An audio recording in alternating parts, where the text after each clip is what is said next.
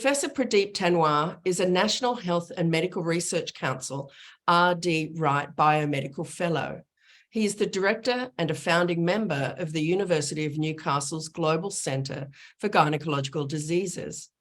He originally trained in veterinary medicine and then obtained his Ph.D. in reproductive biology from the University of New England, New South Wales. After completing his Ph.D., he undertook a postdoctoral fellowship in gynaecological diseases at Harvard Medical School in Boston, US. His team is developing cutting-edge novel technologies for improving outcomes for women's reproductive disorders, as well as helping companies to develop better over-the-counter medical products for managing gynecological diseases. Welcome to Pure Health Hub, Pradeep. Thank you for having me. Pleasure. Now, today, I'd just like to focus on your work in endometriosis. Now, this debilitating condition is frustratingly slow to be diagnosed and treated. But let's start with what is endometriosis?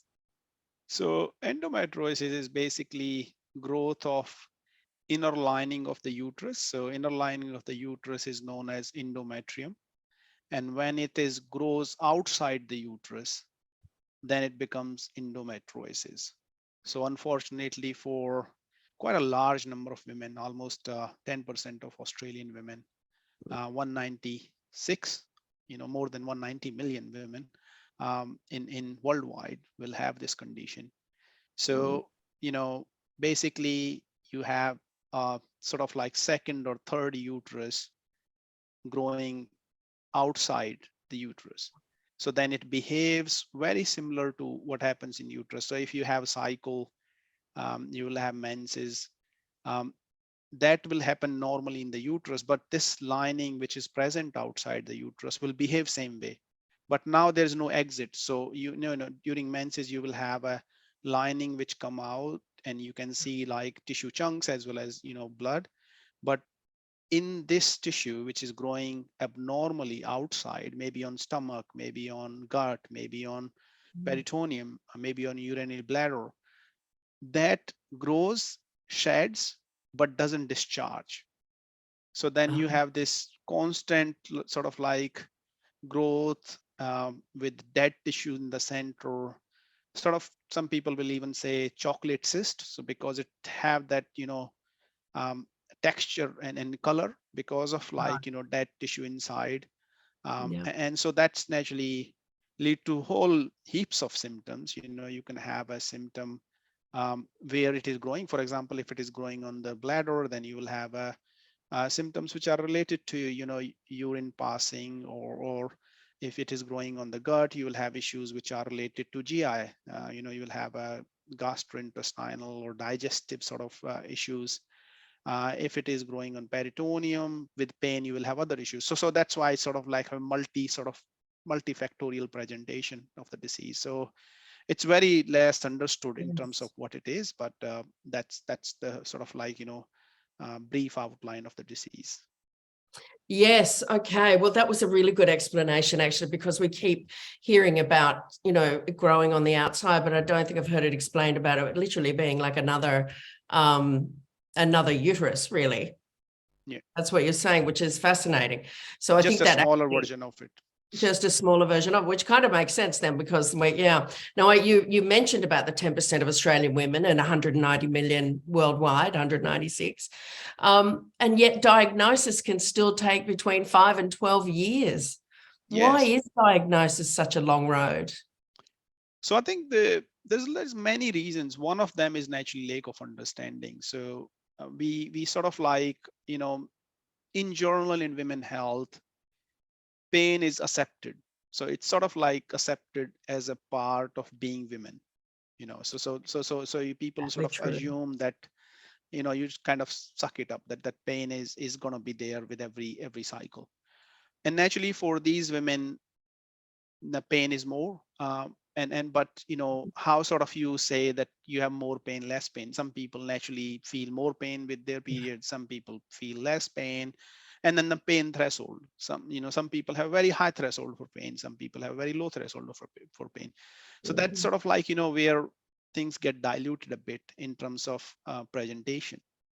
But then once you even suspect yourself of having the disease, or you might think that I might have endo, then the only way to confirm is to go to operation theater. They will collect a biopsy, and then it has to be checked by a histopathologist to make sure that it is endometriosis. So which means it has uterine-like tissue growing in there. Now that you can see that is a quite a So it's a from surgery, essentially, a type of yes, yes, surgery yeah, to be diagnosed. So and it's that's a long list of people. If you start doing that for 10% of Australian women, and then you have to think of all the cancers, all the other medical conditions which are there in hospitals. Hospitals will be, there is no space to no. do that for in a timely manner for everyone. Wow, you're right on so many levels in terms of, well, the pain threshold, but the fact that women we do become quite pragmatic about pain, from a very young age. It's extraordinary. Yes. So, all right. So why do some women suffer from endo and some not? Is there a clear underlying biological factor? So I think that's where sort of like, this condition is very less sort of studied. We don't know why, but it's one thing we know is that it's a very sort of human specific condition. So any other animals who got uterus, they don't develop endometriosis. So you will assume that if it is something to do with the uterus, then it will, other anyone else, any other species which got uterus, let's say dog, cows, they will all be having endometriosis. So that makes like, that is quite specific to humans. Another Yeah. thing which is also clear is that it is something to do with menses, because other animals, they don't have that menses phenomena. It's only happens in primates, so humans. So that means it's something to do with the menses. So what happens in uterus is that every cycle, when you have thickening, so every time these millions and billions of cells growing, then if the pregnancy is not stabilized, uterus want to get rid of all those cells, because those cells have grown very fast, have acquired mutations, because every time cell divides, it acquires 3 mutations. So you don't want to accumulate those cells if they are not needed. If pregnancy is not stabilized, you don't want them to be in your body. Yeah. So the way to do that is you want to do cleanup, and cleanup is menses. So you want to, get rid of all the things which have grown and then start growing again, so that you get ready for the next pregnancy to be stabilized. Yeah. In that process, what happens in humans is that you are sort of trying to flush it out. And that flushing is forward flushing, which is you are getting through cervix and vagina. And then also some flushing occurred backward, which is from the tube. There's a gap between tube and ovaries. That means some of the liquid goes through the tube and get deposited, liquid leaks out in the belly, which is peritoneal cavity. Now, some cells which were mutated have issues. If they are also leaked out there, they get deposited on the top of kidney, or on the top of bowel, on the top of bladder, and then they start growing there. Now, these cells have no memory that they're no longer in the uterus. They think that they are in the uterus. Right. So then they start growing same way, start behaving same way, responding to hormones same way. They don't differentiate. And that's where the issue is, that you have, probably that is the reason. But because endometriosis occurs from, you can look as far as, mummies and whatnot in Egypt. Endometriosis exists for a very long time, but this is one of the condition which is least studied. So it's some, condition, because it doesn't kill people. Okay, so it makes your life hell. Yeah. It gives you infertility, it gives you pain, but it doesn't kill you. So you will have like anemia, you will have other conditions, heart condition, you will have mental health disorders. So if you die on one of those conditions, you will be listed against those conditions. You died of heart failure, you died of mental health issues, you died of this, but underlying cause of that will be conditions like endometriosis, infertility. I mean, if you can't have kids, naturally your relations will be impacted. If you can't have healthy sexual relations, Yeah. your life will be affected. So I think that's where sort of like, the condition is affect your overall health in multiple ways, but it doesn't get that credit which is needed for government dollars to be attracted for this condition. So for example, if one Australian die today from a let's say a terrorist attack, there might be $1 billion spent try to make sure that doesn't happen. Yeah. Here we have 10% of Australian women. Okay, so this is the number, the women who know. I'm pretty sure 10% of women are ignoring it, saying that just extra pain. Yeah, So you're for right. them, we are spending, pennies, almost like per person spend of the government will be probably around $1 to $10 on this condition. So that means if you're not going to spend money on something like this, there's going to be very little development. And clinically, you can only progress linearly. So you can only improve. Let's give them, what will happen? You will have a contraception, or you will be, asked to go on to have a pregnancy, or so that almost like any condition which will calm down the uterus, which will pregnancy and contraception. Same thing will work in case of endometriosis, because it's almost like a smaller version of the uterus growing outside the uterus. Yeah. So if you don't fit into those two things, then basically you keep having surgeries. And there is a subset of endometriosis which is very aggressive. That means it doesn't sit there. It also invades like cancer. And it has all the mutations which are normally present in endometrial cancer, ovarian cancer. And then very small fraction of endometriosis is also associated with high incidence of ovarian cancer. So there is a whole spectrum of endometriosis. There are, if you're lucky, you got endometriosis, which could be easily treated with surgery. And an unlucky spectrum will be you got a disease which is very aggressive, and women keep having surgeries, 7, 8, 9, 10 surgeries, and it keep coming back. So I think that's where other challenges that you'll find somebody will say, I had endo and I had a surgery and I've been well after that, never needed anything. And then you will find women who are like, this is my 9th surgery and I still can't get rid of the pain. So there's a whole spectrum of women who have different manifestations of the disease. Yeah, that is fascinating. And my next question was about, is there a cure? But I suppose there's a cure for some, but not for all. I think cure is naturally, one is that one aspect is that teen endometriosis is very less discussed. There are there are these young girls in school who will have endometriosis. Now they are missing out on school every month. They have to miss out for a week when they're having periods. So what treatment you will suggest them? Surgery, contraception, pregnancy?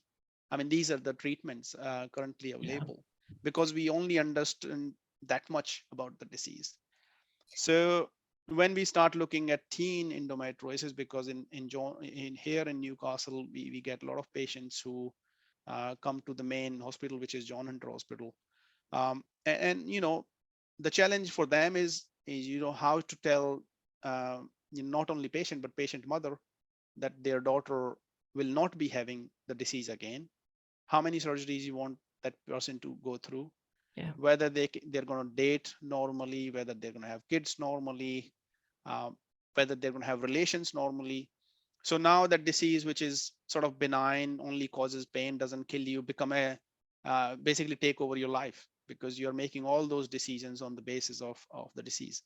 So I think cure is there when we, if we are going to go toward cure, we have to understand the root cause of the disease, which is, how this is happening, how we can stop it, and how we can better understand this before we sort of like, otherwise we are sort of like, doing, let's develop some better painkiller, or let's have a better contraception. But that is all linear thinking. You have to think, non-linearly. So something which is really going to make a dramatic difference in people's life has to come from the outside. You have to think literally away from what is the current paradigm.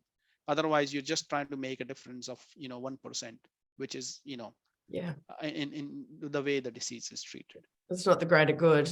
Yeah.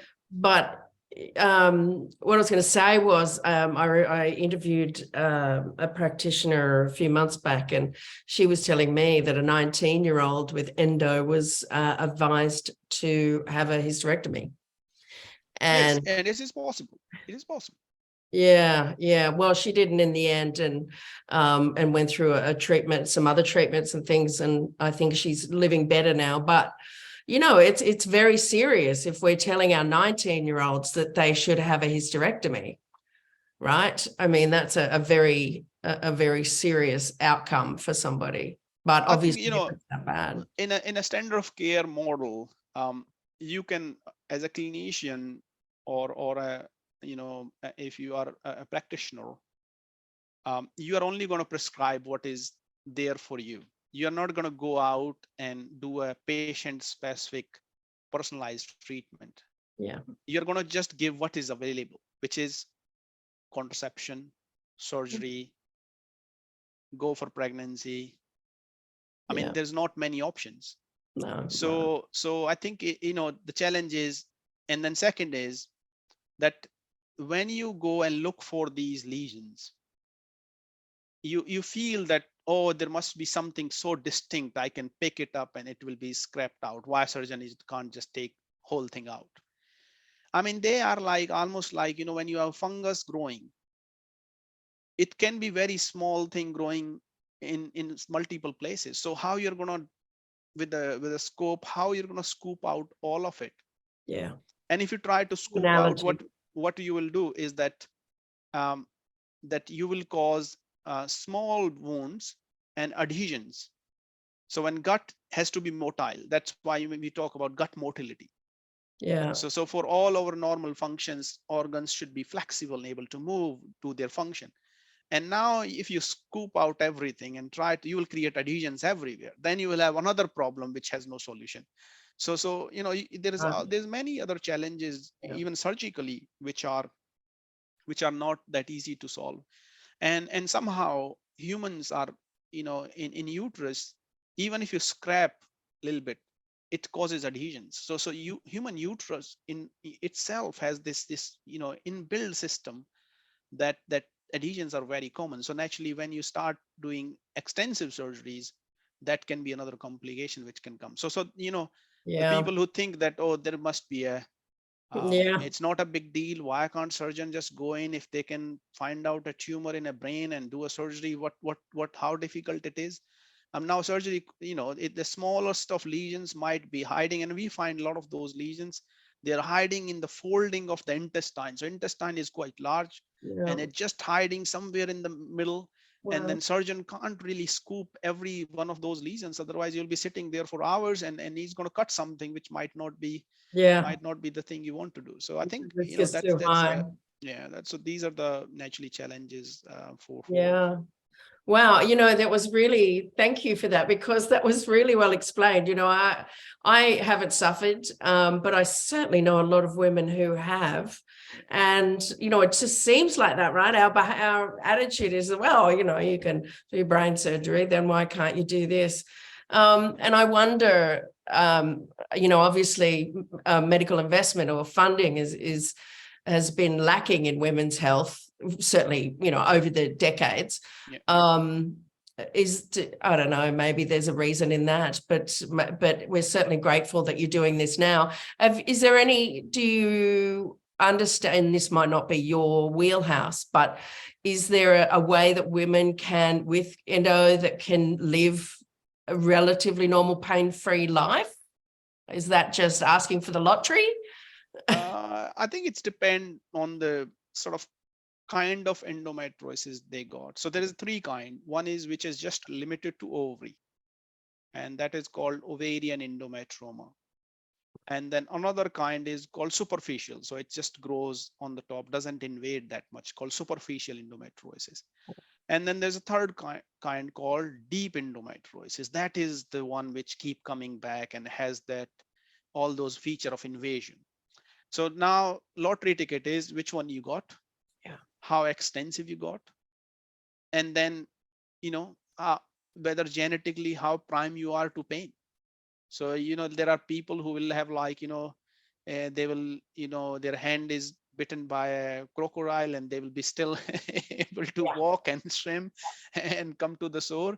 And there are people who are pricked by the needle and they're fainting. So, you know, I think that's where sort of pain is a very difficult area to sort of like assess. Yeah. Yeah. I feel that, you know, there are a lot of people who are working in this area now. There's a bit of a push that as more women are becoming aware of their condition, Mm. they are naturally letting other people know. So one of the thing is that people should talk about this. Yeah. That women are not. It's not a single women issue. It's not like you are the only one on earth who got the condition. So, and there's nothing wrong with women who have the disease. This is happens to so many women. It's not like one. It's a disease of a person. It's a disease of many women around the world. It doesn't have any racial bias. It doesn't have any geographical bias. It doesn't have any sort of like, you know, biases which you might associate with it. So I think more women come forward and discuss, then Yeah. suddenly, like, you know, there is a awareness, that people become aware that this is not a one person problem. It's not a just a women issue. It's a, you know, many women who are affected by it, their families also affected by it. Yeah. So it's not like, you know, you got four people in the house and then one person is suffering and nobody else is affected by it. Mm. I think maybe there are a few houses in the world like that, but majority of people, we sort of live in sync that way. So I feel that there is a more sort of women go out and discuss about it. And then we have put a lot of energy and effort now. A lot of people in our team are working on it. The second thing has been like, you know, for example, brain cancer, breast cancer, other diseases. There are big biobanks where you can, thousands of samples have been collected. There's databases, there's genetic information. For endometriosis, it's very early. Like, you know, maximum place might have like 900 samples and very little to share. So there's not a place where you can, designated place where you can go and say you got a brand new idea today and you want to collect 1,000 Yeah. samples of endometriosis and 1,000 samples of control and see which one will work.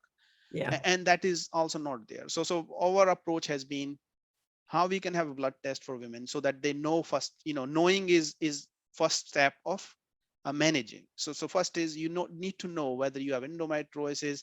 Then there are similar other condition called adenomyosis, which is the Yes. uterus like structure grows in the muscle area of the uterus. So Mm. it grows where it's not supposed not to be there. And that also quite painful. And then there is another condition called fibroids, which is muscle having excessive growth.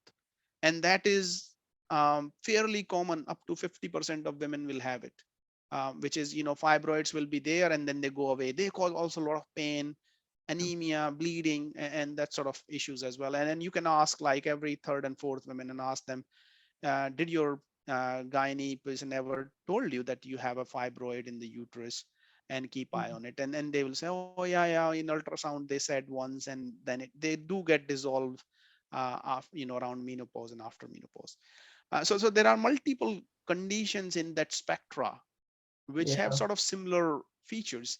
So our goal is, can we develop a blood-based test to differentiate whether you have endometriosis or not, so that you cut down on the time of diagnosis?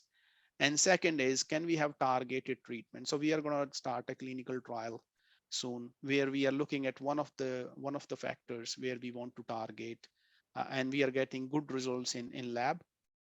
And third is, I think, naturally funding. Funding means you are bringing innovative ideas on this condition. Now those innovative ideas are on other conditions where there's money.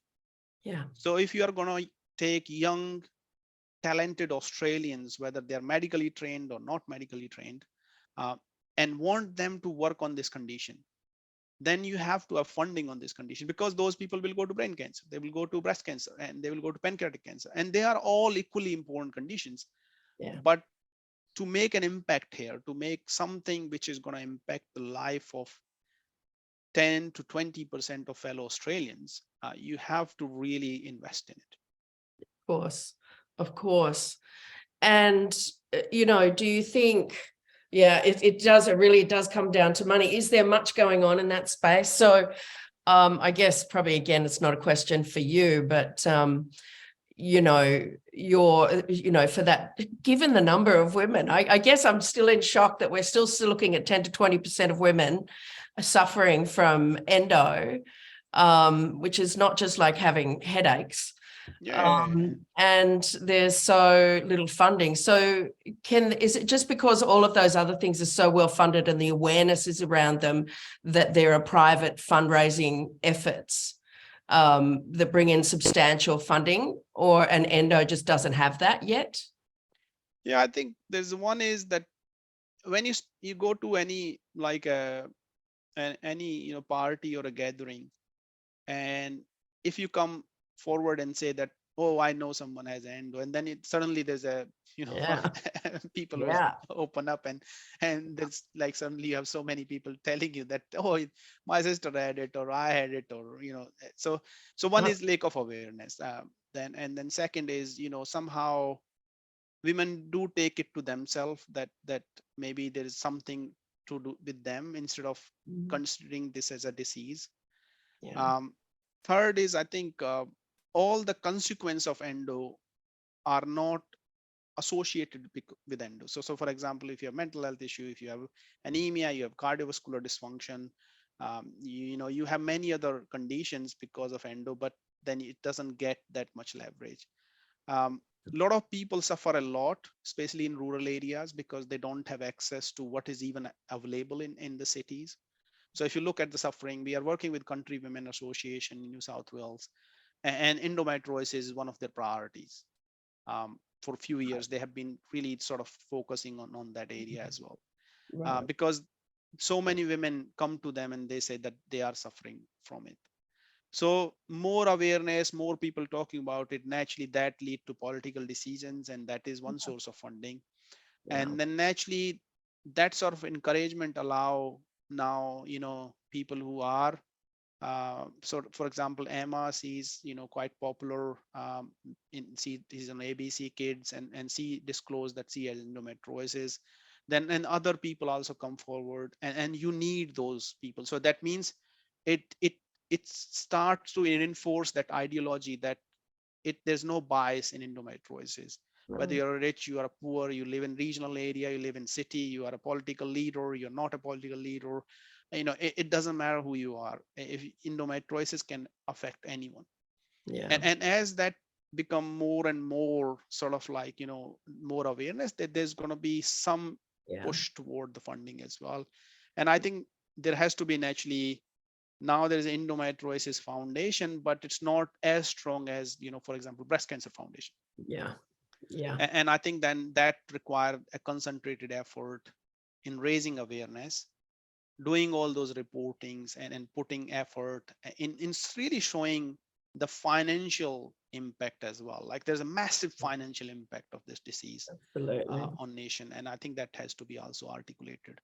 So that's the thing. It is short-sighted, isn't it? Unless we're going to invest in it per se, rather than just trying to treat the symptoms constantly.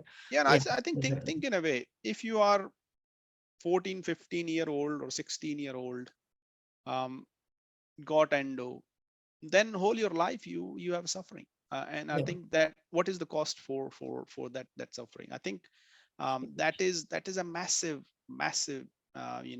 shock to that person, to their families, and lifelong impact. What kind of relations they will have when they will have kids, and then whether they do well in school, whether they don't. A lot of these kids, they will say that they have a pain, and then parents or the teacher might think, or the colleagues might think, that you just want to skip the school, that's why you're saying you have pain. Everybody has periods. What is the new with your period? Absolutely. So these people are actually it take a lot for them to even get diagnosed. They just put up with it. Yeah. And, and then ultimately, productivity and in and out of hospital and Yeah, of course. Putting pressure on an already stressed system. And I think they deserve it. I'm not saying that, but it's, we've got to look at this for the long term. Well, Pradeep, a fascinating chat. I want to thank you so much, because I learned so much. So I'm sure our audience certainly will. And again, as I've said to pretty much everybody, you guys really are the unsung heroes when it comes to, obviously medical research and making sure that we have some longevity, and hopefully longevity with a bit of comfort. So thanks so much, Pradeep, for spending time with us today. No, thank you for having me. I think it's good to, talk to you, discuss with you, and also hopefully more and more women will be encouraged to participate in research, and also sort of discuss with their families and friends about their condition, so that they sort of like not going to take on them, Yeah. but also sort of like think about this disease like any other condition, and sort of free to discuss, and then sort of encourage other people to discuss as well.